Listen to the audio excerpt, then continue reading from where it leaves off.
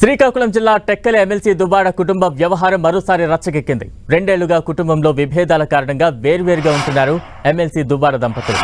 తన భర్తను ఒక మహిళ ట్రాప్ చేసి వలలో వేసుకుందని చెప్తున్నారు దువ్వాడ వాణి. ఆమెకు తన భర్తతో కలిసి ఉండే ఏ ఒక్క అర్హత లేదంటున్నారు.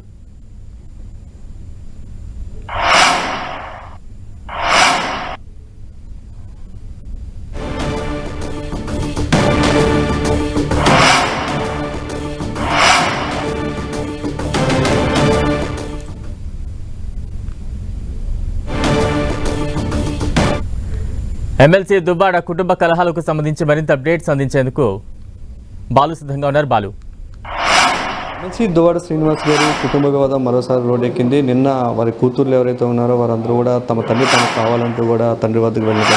మేడం, నిన్న ఏం జరిగింది? పిల్లలు ప్రధానంగా ఏంటి సమస్యకి కారణం ఏంటి? ఏం లేదు సార్, వాళ్ళ ఫాదర్ దగ్గరికి వెళ్తాము, మా ఫాదర్తో మాట్లాడుకుంటాము, మేము మా ఫాదర్ దగ్గర ఉంటాము, మాకు డాడీ దగ్గరికి వెళ్ళాలని ఉంది అన్నారు. ప్రధానంగా ఏంటి వివాదం? 2 సంవత్సరాల నుంచి నడుస్తుంది కుటుంబం. జనవరి 2023 జనవరి నుండి ఇది ఇష్యూ జరిగింది. ఇప్పుడు 2024 జనవరి 1.5 year అయింది. ఈ ఇష్యూ సీఎం గారి దృష్టిలో కూడా నేను పెట్టడం జరిగింది. ఆయన ఏదో ట్రాప్ అయ్యారని మాకు అనిపిస్తుంది సార్ అన్నాను. అక్కడ కూడా ట్రాప్ కాదు, నేను ఇంట్రెస్ట్తో నిలగొన్నాననే ఒక కథలు చెప్పడం జరిగింది. మాకు తెలుసు అదేం జరిగిందో కూడా మాకైతే ఫ్యాక్ట్స్ తెలుసు. దాన్ని కవరింగ్ చేసుకొని శ్రీను ఫూల్ అయిపోయాడు అనే బయటికి రాకుండా ఆ సబ్జెక్ట్ని అంతా కవర్ చేయాలని చూస్తున్నాడు. ఆయన స్వార్థం చూసుకొని పిల్లల జీవితాలని మా జీవితాలని బయటపడకుండా ఉండాలన్న ఆలోచనతో ఆయన చేస్తున్నాడు. ఆ ఇంట్లో నా ఇల్లీగల్ అఫైర్స్ నడిస్తే మా పిల్లల లైఫ్లు పోతాయి, అట్లా చేయకండి, మీ వ్యక్తిగతం ఏమైనా ఉంటే బయట చూసుకోండి, లేదు మీ సొంతూరు పలాస వెళ్ళేసి మీరు ఇష్టం వచ్చినట్టు చేసుకోండి, కానీ మాకు ఇక్కడ పిల్లలు డాడీనేమో మానేమో డ్యామేజ్ అవ్వకూడదు అనేది మేము చెప్పడం జరుగుతుంది. ముఖ్యంగా ఇటు ఇన్ఛార్జిని కూడా 2 సార్లు మార్చడం జరిగింది. ఈ కుటుంబ వ్యవహారం నేపథ్యంలోనే ఎందుకు అలా జరిగింది సార్? ఈ ఎఫ్ఐఆర్ ఇలా న్యూస్ జరుగుతుంది, ఆయన ట్రాప్ అయిపోయాడు, ఆయన అందరితో కాంట్రవర్షియల్ కాబట్టి వాళ్ళకి ఒకలా ట్రాప్ చేయించారు. ఆ ట్రాప్ చేయించి మళ్ళీ మేము ఓడిపోతామేంటో, మళ్ళీ ప్రాబ్లం అవుతుందేటో నాకు తెలియని టెన్షన్తో నేను సీఎం గారి దృష్టిలో పెట్టడం జరిగింది. మరి అక్కడ వేరేగా ఆయన క్రియేట్ చేశారు. నేను చెప్పిన తర్వాత మాత్రం ఒక 7-8 months మాత్రం నాకు ఇన్ఛార్జ్ ఇచ్చారు.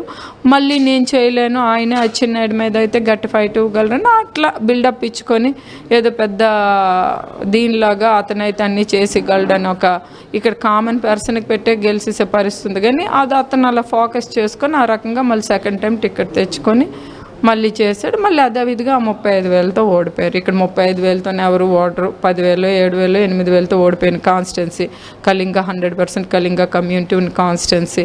ఇక్కడ అసలు అనివచ్చు వేవ్లో అన్ని రాష్ట్రం మొత్తం ఓడిపోయింది అనివచ్చు. రాష్ట్రం మొత్తంలో 11 సీట్లు, ఇది 12వ సీట్ అవ్వాలి, కానీ ఓడిపోయారు అని అంటే కేవలం ఈ క్యాండిడేట్ అవడమే ఓడిపోయారు. ఈ ఎఫ్ఐఆర్కే మీరు ఆరోపిస్తున్నట్టు దానికి సంబంధించి మీరు ఆవిడతో కానీ అతనితో కానీ మాట్లాడడం జరిగిందా ఏంటి? నేను ఎప్పుడు అతనితో మరి సబ్జెక్ట్ ఉండేటప్పుడు మా ఇంట్లో 4 walls మధ్యన గొడవ అయితే జరిగింది. తర్వాత ఆయన ఎప్పుడు ఓవర్ అయిపోయి మాకు పొలిటికల్ డ్యామేజ్ అవుతుందో క్యాడర్ నుండి ప్రజల నుండి అందరి దగ్గర నుండి వస్తుంటే సీఎం దృష్టిలో పెట్టడం జరిగింది. అప్పుడే నాకు ఇన్ఛార్జ్ మార్చారు. ఆవిడతోనైతే ఇప్పుడు మేము మాట్లాడలేదు. అయితే బయట పబ్లిక్ విషయంలో మాత్రం మీరు విడాకులు తీసుకున్నారు, ఆమెను పెళ్లి చేసుకున్నారు తిరుపతిలో అన్న ఆరోపణలు వస్తున్నాయి. దీని మీద ఏమంటారు? సార్ నాకైతే ఏం తెలీదు, నాకైతే డైవర్స్లు ఏమీ లేవు. ఆయన డైవర్స్ ఇచ్చి ఆయన దగ్గర నుండి ఈ ఇల్లు మా దురదృష్టం. మేము ఏంటంటే బ్లైండ్గా మేము నమ్మేసి ఆయన పేరున నేను తెచ్చుకొని నా పేరెంట్స్ సపోర్ట్తో ఫైనాన్షియల్ సక్సెస్ అయ్యామనేది ఇక్కడ నియోజకవర్గ ప్రజలందరికీ తెలుసు. దాన్ని ఎట్లా ఫోకస్ చేస్తాడంటే నా తెలివితేటలతో నేను వచ్చాను, అంతా నా సంపాదన అంతా నా ఓన్ అన్నట్టు క్రియేట్ చేస్తారు. మాకు అప్పుడు అంత నాలెడ్జ్ లేదు. ఎవరు ఏ భార్య అలాగ ఆలోచిస్తుంది నా పేరునే ఆస్తులు ఉండాలి అనేది?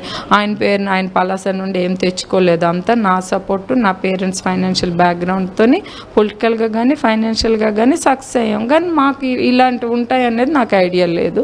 అది ఇప్పుడు ఏంటంటే క్యాష్ చేసుకొని వేరేగా బిహేవ్ చేస్తున్నారు. ఫైనల్గా పిల్లలు కానీ అటు 2 ఆడపిల్లలు ఉన్నారు, మీరు కానీ ఏం కోరుకుంటున్నారు ఆయన నుంచి? మాకు ఇలాగ ఫ్యామిలీని డ్యామేజ్ చేయకూడదు, అలాంటి ఇల్లీగల్ అఫైర్స్ ఆ ఇంట్లో నడిపించకూడదు. ఎవరితో ఉన్నారో ఆ వ్యక్తి సరైన వ్యక్తి కాదు, ఆమెకి అనేక ఇతర వ్యక్తులతో కూడా ఇల్లీగల్ అఫైర్స్ ఉన్నాయంటూ కూడా దువ్వాడ భార్య ఆరోపిస్తున్నారు. ఈ నేపథ్యంలో తమ పిల్లలకి అన్యాయం చేయొద్దు, పిల్లలకి కానీ తమకు కానీ అన్యాయం చేయొద్దు, పిల్లలకి ఈ వ్యవహారం వల్ల తమ కుటుంబం పరుగు పోతుంది కాబట్టి ఖచ్చితంగా తండ్రి పిల్లలకు కావాలంటూ కూడా ఆమె చెప్తున్న పరిస్థితి. కెమెరామెన్ సూర్యతో బాలు 10 టీవీ శ్రీకాకుళం జిల్లా.